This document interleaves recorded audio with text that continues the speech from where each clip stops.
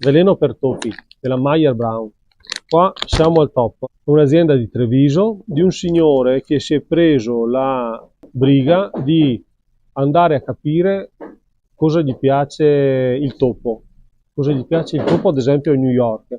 Ed è diventato quello che qualche anno fa è andato a fare la disinfezione a New York con il prodotto di le esche trevigiane. È un'azienda leader nella produzione di esche per topi e fa un prodotto fatto, diciamo, a regola d'arte.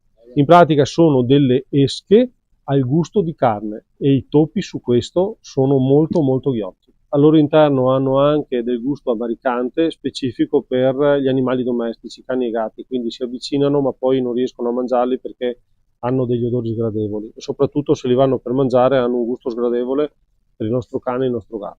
E quindi sono dei prodotti sicuri. È logico che se li mettiamo in luoghi o posti dove sono difficilmente raggiungibili dal cane e dal gatto, è meglio.